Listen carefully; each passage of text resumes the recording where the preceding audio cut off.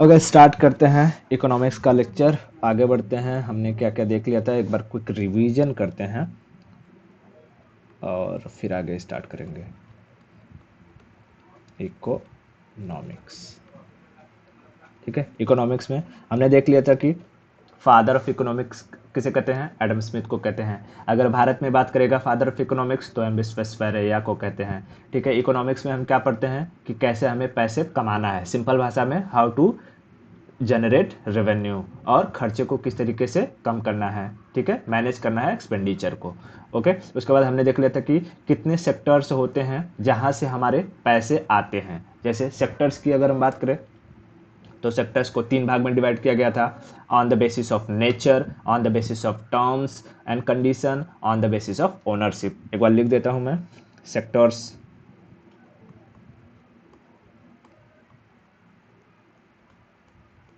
Sectors के बारे में हमने देखा था, 3 भाग में डिवाइड किया गया था सेक्टर्स। एक कि नेचर के बेसिस पर, नेचर। दूसरा टर्म्स एंड कंडीशन, तो मैं टर्म्स लिख देता हूँ। और तीसरा था किसके बेसिस पर, जो है ओनरशिप, ओनरशिप्स। नेचर के बेसिस पर हमने देखा कि इसे 3 भाग में डिवाइड किया गया है, प्राइमरी, दूसरा सेकेंडरी, सेकेंडरी, और तीसरा टर्सरी, ठीक है। ये प्राइमरी, सेकेंडरी, टर्सरी, ये तीनों हमने एकदम अच्छे से कल समझ लिया था, ठीक है। आज हमें समझना है दूसरा वाला सेक्टर, टर्म्स एंड कंडीशन के बेसिस वाला, जिसमें आता है ऑर्गेनाइज्ड एंड अनऑर्गेनाइज्ड, ऑर्गेनाइज्ड, और दूसरा क्या आता है, अनऑर्गेनाइज्ड, ठीक है। और वैसे ही हम देखेंगे ओनरशिप के बेसिस पर। ओनरशिप में हमने देखा था एक पब्लिक यानी गवर्नमेंट की, दूसरा प्राइवेट, तीसरा P P P public private partnership, and चौथा को ऑपरेटिव्स, ठीक है। ये सारी चीज़ें आज हम क्लियर करेंगे, इतना क्लियर है। अच्छा, मैं कुछ एग्जाम्पल दे रहा हूँ, वो बता कि किस में आता है, ठीक है। एग्जाम्पल में बता, जो मिल्क प्रोडक्शन है, मिल्क प्रोडक्शन, ये किस में आएगा, प्राइमरी या सेकेंडरी में या टर्सरी में, क्या, milk production. Okay, milk production किस में आएगा, प्राइमरी में, क्योंकि भैंस भैंस से दूध निकलेगा, गाय से दूध निकलेगा, हाँ, बकरी से दूध निकल सकता है, ऊँट से दूध निकल सकता है। तो जहाँ से भी दूध निकलेगा वो सब का नेचर से ही पैदा होते हैं, नेचर से ही बनते हैं। तो नेचर पर जो भी चीज़ डिपेंड रहेगी वो किस में आएगी, प्राइमरी सेक्टर में, ठीक है। इसी अब दूध का अगर हमने दही बना दिया, इसी दूध का हमने क्या बना दिया, दही, दही सीबीएसई वाला क्या कहता है इसको, कर्ड, ठीक है, कर्ड, दही बना दिया, यो कर्ड, दही बना दिया, तो किस में हो जाएगा वो, सेकेंडरी में हो जाएगा, ठीक है, सेकेंडरी में हो जाएगा। और इसी दही को, कर्ड को हमने क्या कर दिया, शॉप पर बेच दिया, दुकान पर बेच दिया, तो जिस दुकान पर इसकी बिक्री हुई, सेलिंग हुई, वो किस में आ जाएगा, टर्सरी में आ जाएगा। इतना क्लियर है, यानी नेचर के बेसिस पर सेक्टर का डिवीजन एकदम क्लियर है। अब आगे बढ़ते हैं हम लोग टर्म्स के बेसिस पर। टर्म्स के बेसिस पर, sectors on the basis of terms and condition, sectors on the basis of terms and condition, इतना लिख दो चलेगा। Okay, sectors on the basis of terms and conditions, इसमें हमने देखा कि इसमें दो टाइप, दो कैटेगरी होती है। एक होती है ऑर्गेनाइज्ड, ऑर्गेनाइज्ड, और दूसरी होती है अनऑर्गेनाइज्ड, अनऑर्गेनाइज्ड, ठीक है। ओके, अब समझते हैं ऑर्गेनाइज्ड और अनऑर्गेनाइज्ड में क्या फर्क होता है। देखो, चार चीजें, चार चीजें नहीं तो तीन चीजें मेनली। पहली चीज कि टाइम, दूसरा मनी, तीसरा जो है हॉलीडे। हॉलीडे मनी मतलब सैलरी, सैलरी। अगर ये तीन चीज़ें किसी भी कंपनी में फिक्स्ड है, यानी टाइम फिक्स्ड है, आने का 9 से जाने का 6, यानी 9 से 6 टाइम फिक्स्ड है, ठीक है। सैलरी फिक्स्ड है कि तुमको महीने का कितना मिलेगा, 50,000 सैलरी मिलेगी या 20,000 सैलरी मिलेगी, सैलरी फिक्स्ड है। हॉलीडे यानी कि एक संडे और सैटरडे, सैटरडे और संडे, या सिर्फ संडे हो सकता है कि नहीं। सैटरडे संडे हो सकता है, कहीं कहीं छुट्टी मिलती हो और कहीं कहीं सिर्फ संडे छुट्टी मिलती हो। तो वो जितने भी सेक्टर्स जहाँ पर ये तीन चीज़ें फिक्स हों, टाइम काम करने का फिक्स हो, सैलरी फिक्स्ड हो और हॉलीडे फिक्स्ड हो, वो किस में आ जाएंगे, ऑर्गेनाइज्ड सेक्टर में आएंगे। किस में आएंगे, ऑर्गेनाइज्ड। और सेम इसी का उल्टा हो जाता है अनऑर्गेनाइज्ड में। अनऑर्गेनाइज्ड में time, salary and holiday, holiday, ये तीनों ही, तीनों में से जो है हो सकता है एक फिक्स्ड हो, एक फिक्स ना हो, ठीक है। यानी किसी को आने का और जाने का टाइमिंग फिक्स लेकिन सैलरी, सैलरी जो कि फिक्स ना हो सकता है किसी मंथली जो कि उसे 10,000 मिल रहा हो, किसी मंथली 12,000 मिल रहा हो, है ना। हो सकता है हॉलीडे फिक्स हो लेकिन टाइम ही फिक्स ना हो, कि हफ्ते में जो है तुमको सैटरडे संडे तुम छुट्टी ले सकते हो, लेकिन कभी 10 बजे ओपन होना है तो दुकान खोलना है, तो कभी जो कि 4 बजे ओपन कर देना है। यानी अगर जिस भी सेक्टर में ये तीनों चीज़ें फिक्स्ड नहीं हैं, नॉट फिक्स्ड, उन्हें हम क्या कहेंगे, अनऑर्गेनाइज सेक्टर। और जिसमें ये तीनों चीज़ें क्या हैं, फिक्स्ड हैं, फिक्स्ड हैं। फिक्स्ड मतलब समझ में आ रहा है ना, फिक्स्ड है, उसे हम क्या कहेंगे, ऑर्गेनाइज सेक्टर। तो देश विदेश में जितनी भी बड़ी बड़ी कंपनियां होती हैं, मल्टीनेशनल कंपनीज, जिसे हम क्या कहते हैं, MNCs, एग्जाम्पल में लिखो, जिसे हम कहते हैं मल्टीनेशनल कंपनीज। मल्टीनेशनल मतलब किसी कंपनी की ब्रांचेस अगर अलग अपने देश से हट करके दूसरे देशों में है, जैसे टाटा कंसल्टेंट्स, TCS की अगर हम बात करें तो भारत में भी सर्विस देती है, USA में भी सर्विस देती है, ठीक है, स्विट्जरलैंड में भी सर्विस देती है। तो अलग अलग कंट्री में जिस कंपनी की सर्विस होती है उसे हम क्या कहते हैं, MNCs। तो जितनी भी MNCs होती हैं वो कौन से सेक्टर में आती हैं, ऑर्गेनाइज्ड में आती हैं, ठीक है, ऑर्गेनाइज्ड में आती हैं। बड़ी कंपनियां, ठीक है, कोई मान लो कोई मोटर व्हीकल बना रही है, ठीक है, मोटर व्हीकल बनाने वाली कंपनी अगर वो बड़ी है, उसमें टाइम फिक्स्ड है, सैलरी फिक्स्ड है, हॉलीडे फिक्स्ड है, तो किस में आ जाएंगी, वो जो कि हमारे ऑर्गेनाइज में आ जाएंगी। तो MNCs की अगर हम बात कर दूं कि जैसे टाटा, टाटा टाटा में TCS, ठीक है। उसके बाद टाटा की तो कई सारी ब्रांचेस हैं, कोई एक पर्टिकुलर इंडस्ट्री थोड़ी है सिर्फ टाटा का। टाटा स्टील एंड जो कि टाटा की steel, iron and steel company है। TCS है, टाटा कंसल्टेंट सर्विसेज है कि नहीं। उसी तरीके से भारत में अगर हम देखते हैं, बड़े रिलायंस, रिलायंस हो गई, अडानी हो गई, है ना, अडानी हो गई, ये सब अडानी की जो कंपनी है, ये सब किस में हो जाएगी, ये सब ऑर्गेनाइज सेक्टर में आ जाएंगी।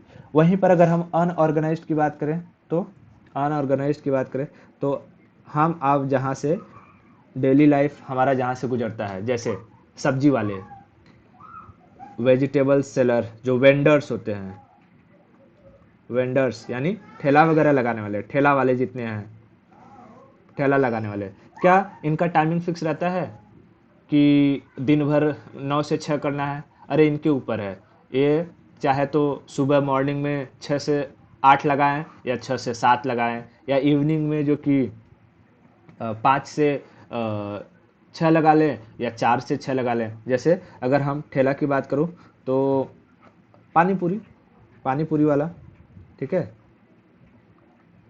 पानी पूरी इसका एग्जांपल लेते हैं, पानी पूरी। तो पानी पूरी वाला का क्या कोई फिक्स्ड टाइम होता है? नॉर्मली देखा जाए तो वो लोग एक पर्टिकुलर टाइम में लगाते हैं जब क्राउड अधिक होता है, लेकिन क्या वो रिस्ट्रिक्टेड है कि नहीं तुमको इतने बजे से इतने बजे तक ही लगाना है, 6 से 8 के बीच में ही लगाना है? नहीं, उसका कोई बाउंडेशन नहीं है। ठीक है, कोई बाउंडेशन नहीं है। क्या सैलरी उसकी फिक्स्ड है? अरे जिस दिन वो महीने में अगर 30 दिन में वो 30 दिन ठेला लगाता है और एक दिन का अगर 100 रुपये कमाता है, ठीक है, एक दिन का अगर वो 100 रुपये कमाएगा तो 10 दिन का कितना हो जाएगा? 10 दिन का 1,000 हो जाएगा, 30 दिन का 3,000 वो कमा लेगा। लेकिन लेकिन अगर वो मान लो कि 30 दिन में से 15 दिन भी ठेला लगाएगा, तब तब 1,500 कमा पाएगा, है कि नहीं? तो इसकी सैलरी भी फिक्स नहीं है। फिर हॉलीडे, हॉलीडे क्या है? उसके ऊपर है, जिस दिन गया काम है, जिस दिन नहीं गया छुट्टी है। कोई से बोलने वाला है? नहीं। लेकिन क्या ऑर्गेनाइज सेक्टर में ऐसा होता है? नहीं। ऑर्गेनाइज्ड में अगर आपको टाइम दिया गया है तो आपको टाइम से पहुंचना है, आपकी सैलरी जितनी फिक्स्ड है उतनी आपको मिलेगी। ठीक है, छुट्टी जितना अलॉटेड है छुट्टी उतना मिलेगा।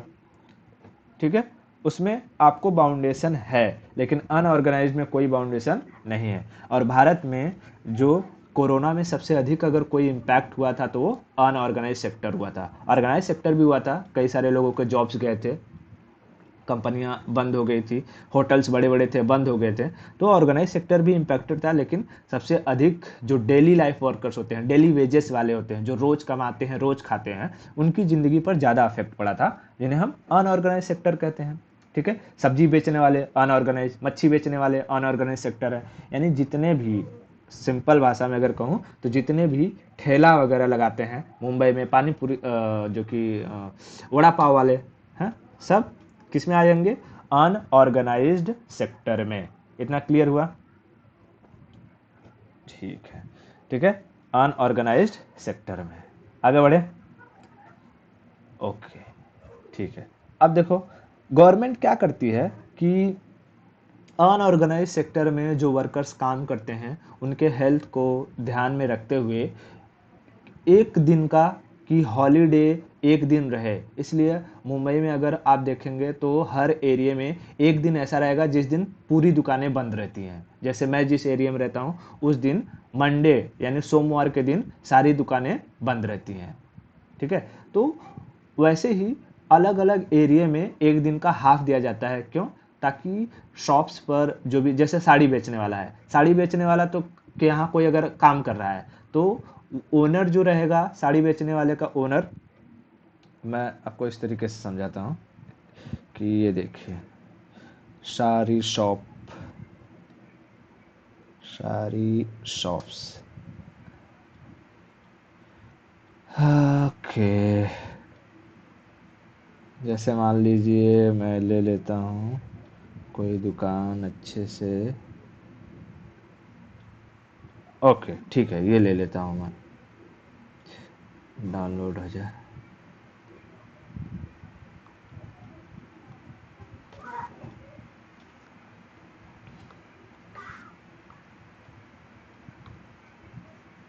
सारी शॉप्स में अब यहाँ देखिए, ये भाई साहब का तो रहेगा कि जैसे साड़ी की दुकान है, साड़ी की, और मान लीजिए कि ये जो है इनका नाम है रमेश, रमेश ये इस साड़ी की दुकान पे काम करते हैं। ठीक है, अगर हफ्ते में अगर हम देखें तो इस साड़ी का जो ओनर रहेगा, ठीक है, इस साड़ी की दुकान का जो ओनर रहेगा वो क्या सोचेगा कि हफ्ते में 7 दिन इसकी दुकान खुली रहे। ठीक है, पूरे वीक में 7 दिन इसकी दुकान खुली रहे, और 7 दिन दुकान खुली रहेगी तो उसको 7 दिन बिक्री होगी। ठीक है, क्योंकि इसको कोई बोलने वाला नहीं है, तो ये जो रमेश है, रमेश को यहाँ पर आकर के 7 दिन काम करना पड़ेगा। बरोबर।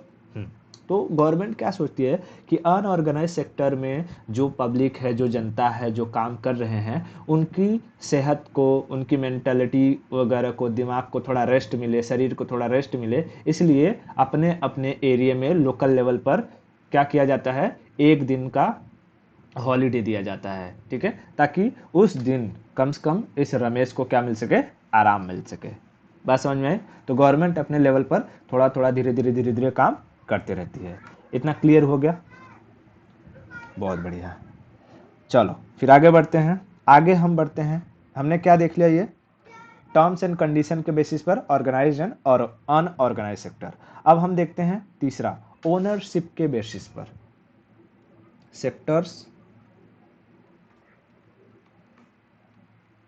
sectors on the basis of ownership, on the basis of ownership, ownership यानी मालिक कौन है, ठीक है। ओनरशिप मतलब मालिक कौन है। जैसे इसमें हमने देखा कि एक होता है, क्या होता है, एक public, public sector, public sector, ठीक है। पब्लिक सेक्टर हम किसे कहते हैं, जिसमें चार चीजें, जो जैसे कि अगर हम देखें कि जिसकी मालिक, ओनर कौन हो, गवर्नमेंट हो, ओनर कौन हो,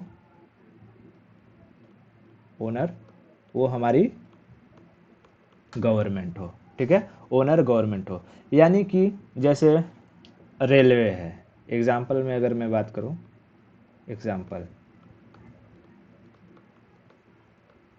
रेलवे, ठीक है, रेलवे की अगर हम बात करें तो रेलवे में जो जमीन होगी, देखो लैंड, वो किसकी होगी, गवर्नमेंट की होगी।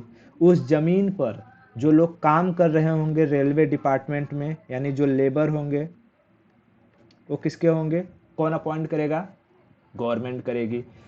उस रेलवे ट्रैक वगैरह को, रेल को बनाने के लिए और वर्कर्स को काम करने के लिए जो सैलरी देगी वो कौन देगा, यानी कि मनी अगर हम बात करें, किसकी, मनी की, पैसा कौन लगाएगा, मनी, तो वो खुद सरकार लगाएगी, ठीक है। अगर ये तीन चीजें किसकी हैं, पूरी की पूरी गवर्नमेंट का ही इन्वॉल्वमेंट है इन तीन चीजों में, जमीन पर, उस पर काम कर रहे लोगों पर और पैसे पर, इन्वॉल्वमेंट अगर गवर्नमेंट का ही है तो उसे हम क्या कहेंगे, पब्लिक सेक्टर। बात समझ में आई, पब्लिक सेक्टर। इसी तरीके से जितनी भी सरकारी कंपनियां आप देखोगे, ठीक है, सरकारी कंपनियां, जैसे एग्जाम्पल में अगर हम और बात करें तो क्या हो जाएगा, जैसे ओएनजीसी, तेल निकालने वाली जो कंपनी है, ओएनजीसी गवर्नमेंट की है कि नहीं, ओएनजीसी गवर्नमेंट की है। उसके बाद भेल हो गई, भेल, भेल खाने वाला नहीं रहे, भेल, ठीक है, भेल जो कि भारत हैवी इलेक्ट्रॉनिक लिमिटेड, ठीक है, हैवी इंडस्ट्री जब पढ़ाऊंगा तब उसमें बताऊंगा कि क्या होता है ये सब, भेल वगैरह, ये सारी कंपनियां किसकी हैं, गवर्नमेंट की है, ठीक है। तो ऐसी कोई भी कंपनी, ऐसा कोई भी सेक्टर, ठीक है, ऐसा कोई भी कंपनी जिसमें ज़मीन गवर्नमेंट की हो, उस पर काम करने वाले लोग गवर्नमेंट की हो और उसमें लगा हुआ पैसा गवर्नमेंट का हो, वो कौन सा सेक्टर कहलाएगा, पब्लिक सेक्टर, यानी गवर्नमेंट सेक्टर। उसकी ओनर कौन होगी, गवर्नमेंट होगी। अब बस यही लैंड, लेबर, मनी अगर किसी प्राइवेट आदमी का लगा हुआ है, किसी प्राइवेट आदमी का लगा हुआ है, तो उसे हम क्या कहेंगे, प्राइवेट सेक्टर, प्राइवेट सेक्टर। समझाता हूं कि इसमें ओनर कौन रहेगा,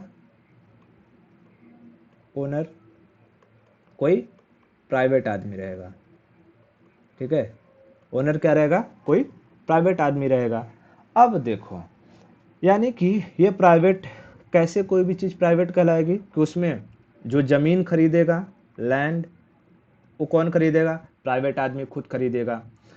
उस पर काम करने के लिए जो लोगों का रिक्रूटमेंट होगा वो कौन बुलाएगा, लेबर, वो प्राइवेट आदमी खुद जो की करेगा, ठीक है। और उन सब के लिए जो पैसे की ज़रूरत होगी, मनी, उसका इंतजाम कौन करेगा, प्राइवेट आदमी खुद करेगा, प्राइवेट आदमी खुद करेगा। इतना समझ में आया, ओके। यानी कि सारा का सारा इन्वेस्टमेंट जो वगैरह हो गया वो प्राइवेट आदमी ही करेगा। तो एग्जाम्पल के तौर पर अगर हम बात करें, जैसे कि हम जियो का फ़ोन यूज़ करते हैं या जियो का सिम कार्ड यूज़ करते हैं, ठीक है, जियो। तो बताओ, जियो कंपनी का जहाँ जहाँ जो जियो की कंपनी होगी, ठीक है, जैसे मैं एक मिनट ये ले लेता हूँ, थोड़ा जियो का दिखाता हूँ। जियो का हम, अरे ज्वाइन नहीं बाबा, जियो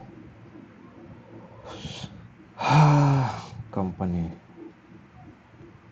ठीक है, मान लीजिए कि ये जियो की कंपनी है इधर, ठीक है, ये देखिए,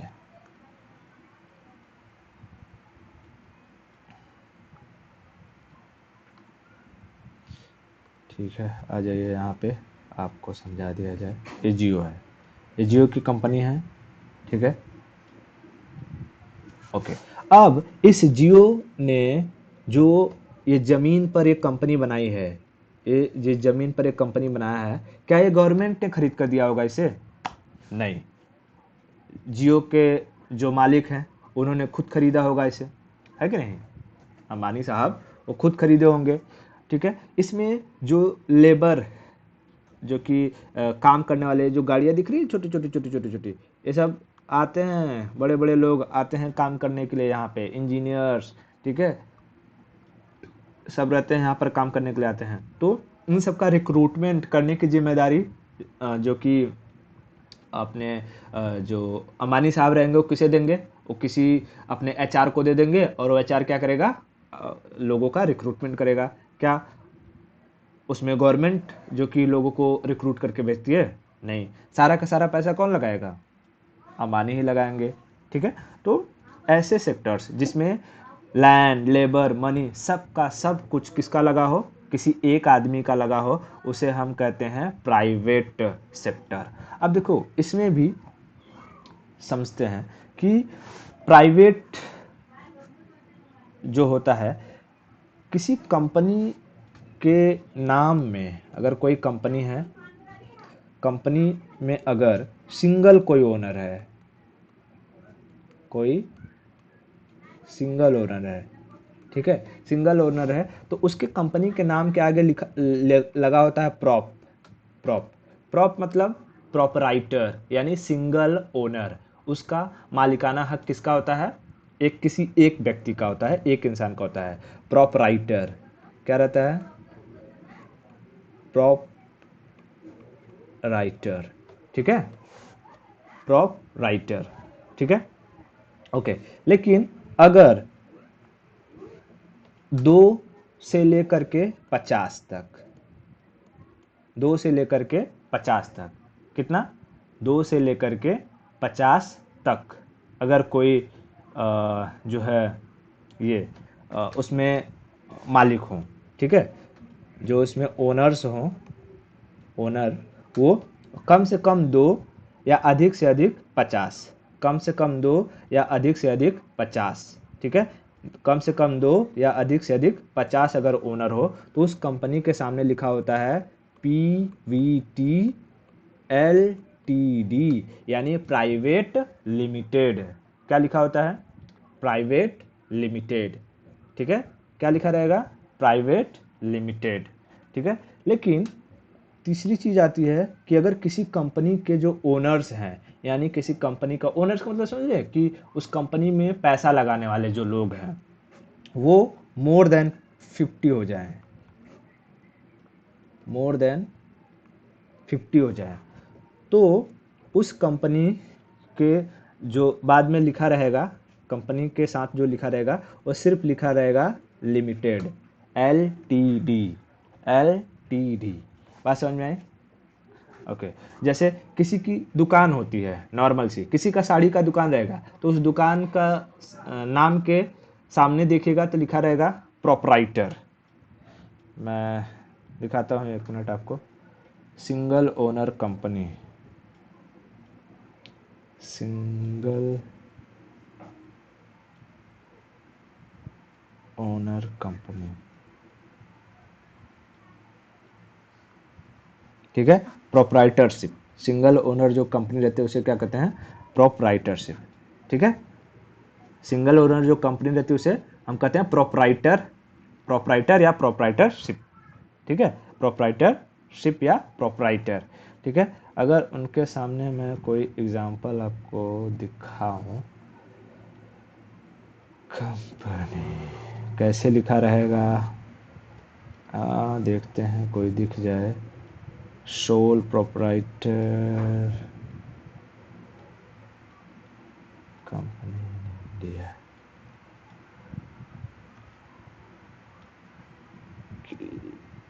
समझ में तो आ गया होगा। मैं सोच रहा हूँ कि अगर दिख जाए कोई दुकान वगैरह, आप अपने एरिया में किसी शॉप के सामने देखिएगा, अगर उसमें प्रोपराइटर लिखा हुआ है तो उसका मतलब क्या रहता है, वो सिंगल ओनर है, उस कंपनी का मालिक कोई एक ही है। लेकिन अगर किसी के सामने मतलब कि उसमें कंपनी के बाद या लिखा हो प्राइवेट लिमिटेड, ठीक है, जैसे फ्लिपकार्ट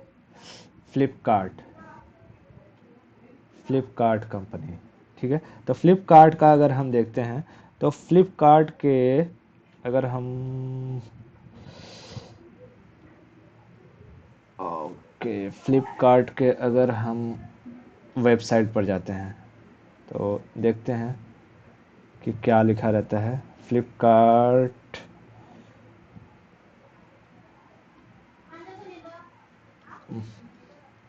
कहाँ आ गया,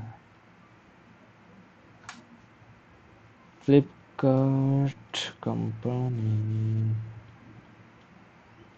फ्लिपकार्ट वॉलमार्ट की ही कम वो है, एक ब्रांच है।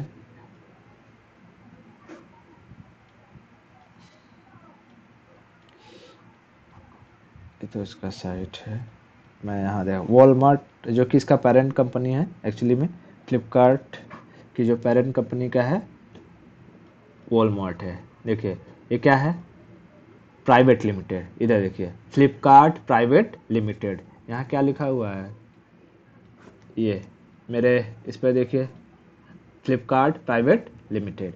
ठीक है, तो प्राइवेट लिमिटेड इसका मतलब क्या है, इसमें कितने ओनर होंगे, कम से कम 2 और अधिक से अधिक 50 ओनर होंगे। ठीक है, लेकिन इसी तरीके से अगर हम देखते हैं आईसीआईसी बैंक, आईसीआईसीआई बैंक, ठीक है, आईसीआईसी बैंक की अगर हम बात करते हैं तो इसके सामने आपको लिखा रहेगा आईसीआईसी बैंक लिमिटेड।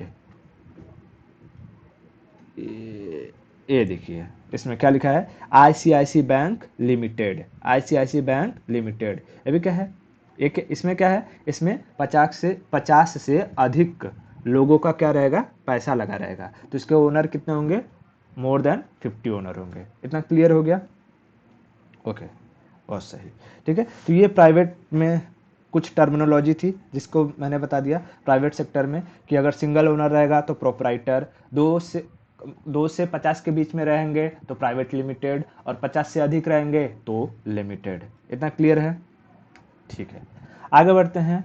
अब हम देखते हैं कि पीपीपी क्या होता है। पीपीपी यानी पब्लिक प्राइवेट पार्टनरशिप। ठीक है, तीसरा हम देख लेते हैं P P P, public private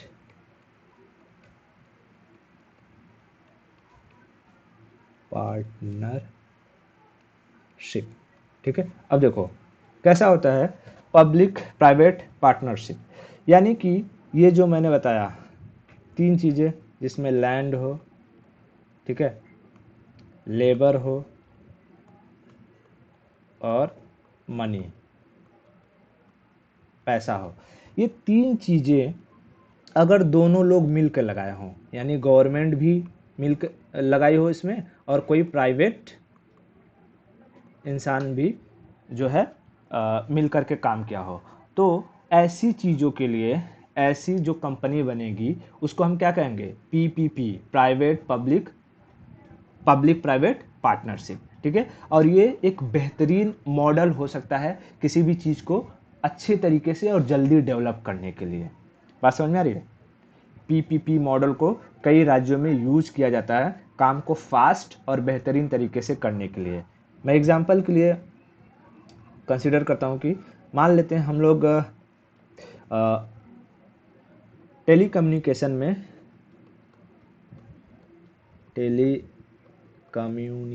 में अगर हम बात करें BSNL, देखो BSNL भारत संचार निगम लिमिटेड, तो लिमिटेड लगा है तो कितनी जो कि इसमें ओनर्स होंगे, इसमें अगर हम बात करें तो 50 से अधिक ओनर होंगे क्योंकि लिमिटेड लगा हुआ है। ठीक है, अब क्योंकि पहली बात तो ये गवर्नमेंट की जो कि इंडियन गवर्नमेंट जो पब्लिक सेक्टर है, गवर्नमेंट की कंपनी है। ठीक है, BSNL टेलीकम्युनिकेशन में गवर्नमेंट की कंपनी है, लेकिन इस टेलीकम्युनिकेशन में हमें दो नाम बहुत ज़्यादा ही देखने को, 2 से 3 नाम ज़्यादा देखने को मिलते हैं। एक तो है जियो और दूसरा है एयरटेल, और फिर तीसरा जो आ जाता है VI, वोडाफोन आइडिया, जो मर्ज हो गए हैं। ठीक है, BSNL उतनी तरीके से लोग यूज नहीं करते हैं जितना जो है ये जियो, एयरटेल या वोडाफोन आइडिया को हम यूज करते हैं। क्यों? क्योंकि BSNL की सर्विसेज उतनी बेहतरीन नहीं है। तो गवर्नमेंट अगर चाहती तो क्या करती, जियो के साथ या एयरटेल के साथ क्या कर लेती, एक कोलैबोरेशन कर लेती। और जब ये BSNL जियो के साथ, मान लीजिए मैं मान लेता हूँ कि जियो के साथ कोलैबोरेशन करती, तो इसे हम क्या कहते हैं कि ये दोनों साथ मिलकर काम कर रहे हैं, यानी ज्वाइंट वेंचर। ठीक है, तो PPP को और एक नाम से किस नाम से जाना जाता है, ज्वाइंट वेंचर। और ये कोलैबोरेशन करती गवर्नमेंट और कहती कि जैसे आपका जो जियो का टावर है वहाँ से हमें आप क्या कीजिए, हमारे BSNL के भी जो सिग्नल्स हैं उसे भी प्रोवाइड कराइए, जो बैंडविड्थ है उसे भी हमें प्रोवाइड करवाइए, ताकि जो गवर्नमेंट को नए टावर्स लगाने की ज़रूरत ना पड़े। तो इससे एक फ़ायदा क्या हो जाएगा कि गवर्नमेंट को अलग से नई ज़मीन खरीदने की ज़रूरत नहीं पड़ेगी और ना ही नए टावर पर इन्वेस्टमेंट करना होगा। बस जियो कंपनी को वो पे कर दे और कहे कि आप अपने बैंडविड्थ से BSNL के लिए, यानी हमारा भी जो बैंडविड्थ है उसे क्या करिए, प्रोवाइड कीजिए। ठीक है, तो ये एक अच्छा क्या हो जाएगा, कोलैबोरेशन हो जाएगा।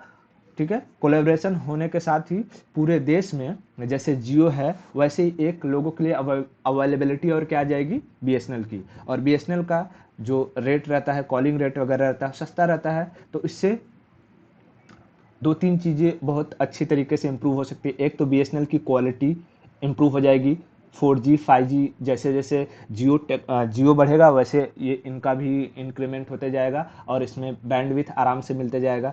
ठीक है, उसके बाद लोगों को जो पब्लिक होती है यानी जनता होती है, जनता को सस्ते रेट मिल जाएंगे, किस पे, कॉलिंग वगैरह के लिए।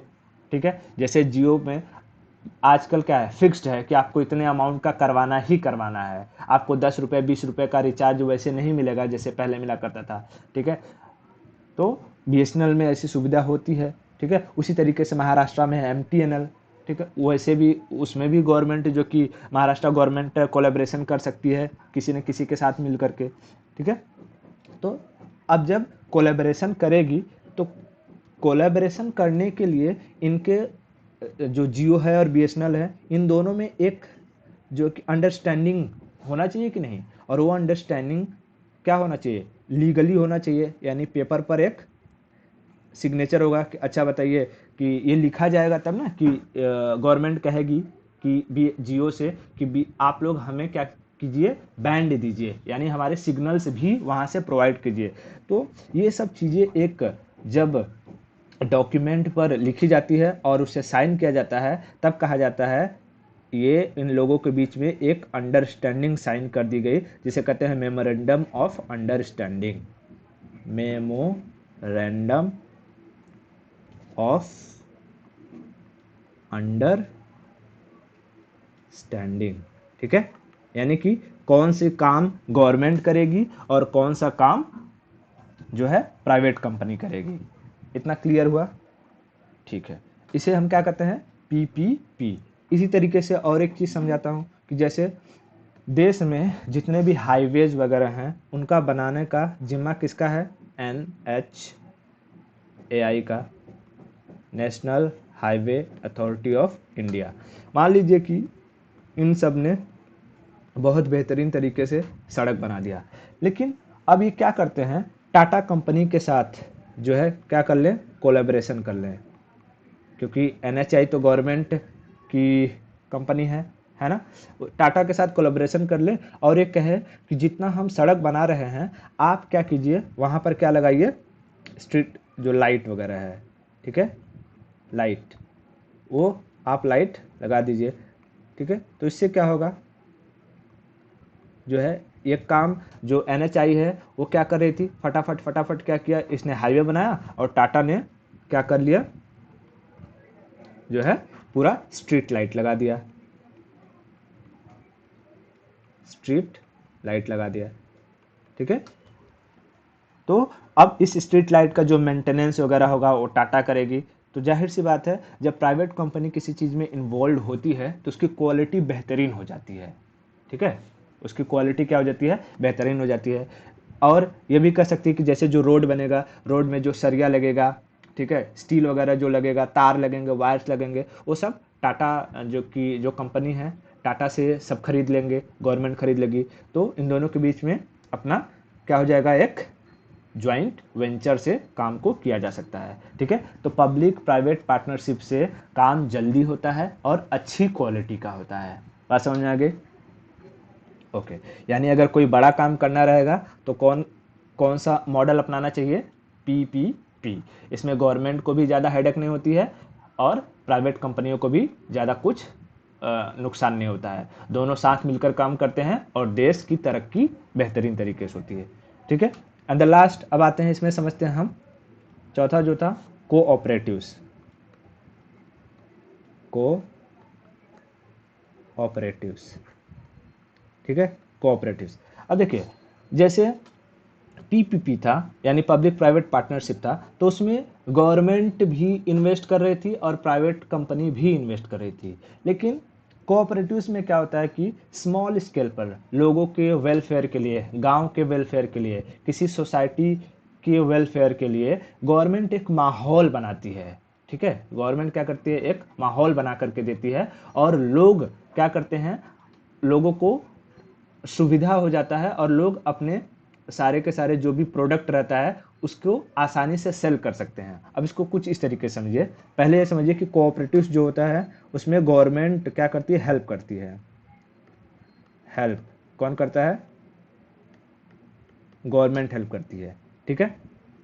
ज़्यादा पैसा नहीं लगाएगी गवर्नमेंट, लेकिन एक लेवल को अगर किसी गांव को बहुत अच्छे से डेवलप करना है तो उसमें गवर्नमेंट किस तरीके से हेल्प कर सकती है समझते हैं। जैसे कि मान लीजिए कोई गांव है, ये गांव, और इस गांव में लोग, अक्सर गांव में लोग क्या पालते हैं, गाय भैंस, ठीक है, गाय भैंस ये सब लोग पालते हैं। तो हर घर से समझ लीजिए कि 10 लीटर दूध निकल रहा है, ठीक है, हर घर से 10 लीटर दूध निकल रहा है। लेकिन इस जो गांव है, जो विलेज है, इस गांव में कोई ऐसी संस्था नहीं है कि जो इनका दूध जो है खरीद सके। एक जो और ऐसे ही एक एक घर से मैं समझ लो, एक घर से 10 लीटर, और ऐसे ही समझ लीजिए पूरे कितने हैं, 100 घर हैं, 100 हाउस हैं। तो बताइए 100 घर से कितने लीटर दूध आ जाएगा, यानी कि 1000 लीटर, 1000 लीटर दूध आ जाएगा 100 घर से। अब गांव में कोई ऐसी संस्था नहीं है जो 1000 लीटर दूध को खरीद सके, तो लोग क्या कर जाते हैं, आधे दूध को कंज्यूम कर जाएंगे या आस पड़ोसी को दे देंगे, या बल्टहारा आता है गांव में, वो बल्टहारा सस्ते रेट पर खरीद के लेकर चला जाता है और लोगों का कुछ ज़्यादा फायदा नहीं हो पाता, ठीक है।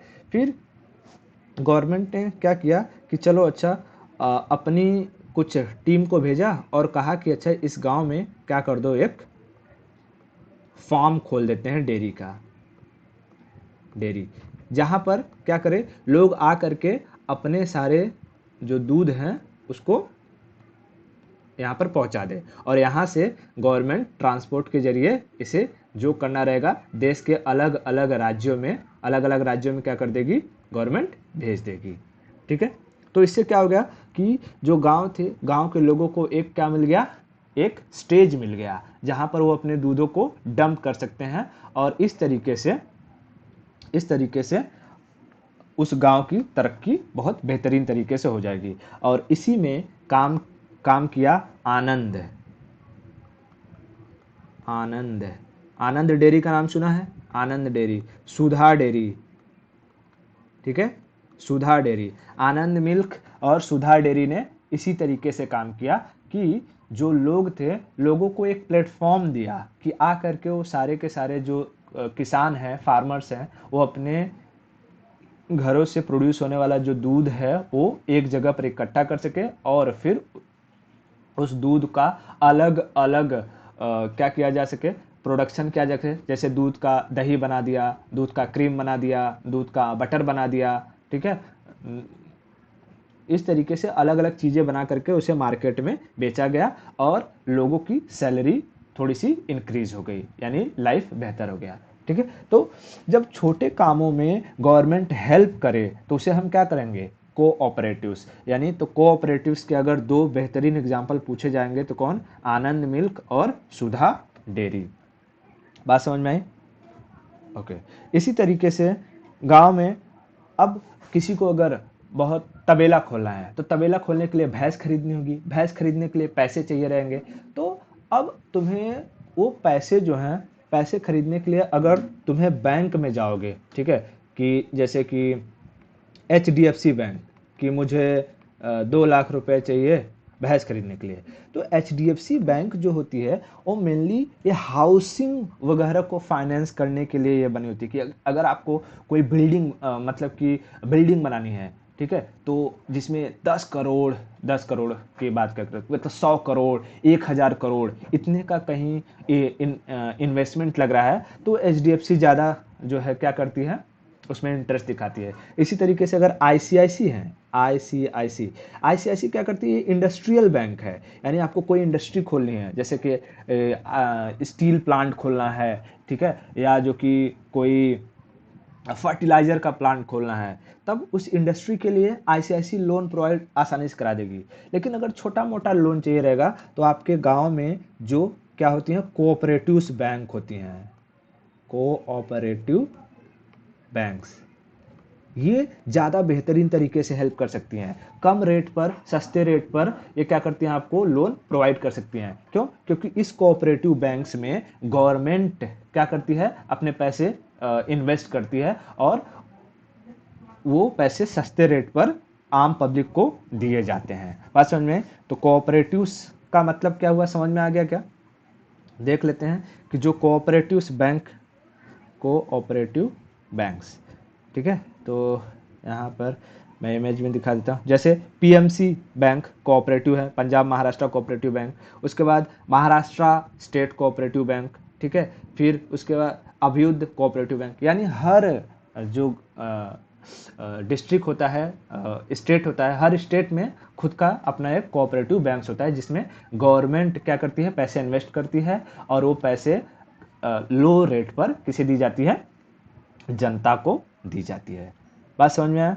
तो छोटे चीज़ों के लिए अगर हमें पैसे लेनी है तो कहाँ से ले सकते हैं हम, कोऑपरेटिव बैंक से ले सकते हैं, ठीक है। ओके, तो आई होप कि प्राइवेट PPP मॉडल और कोऑपरेटिव जो था वो अच्छी तरीके से तुमको समझ गया रहेगा, ठीक है। आज के लिए इतना ही, आगे कल देखेंगे।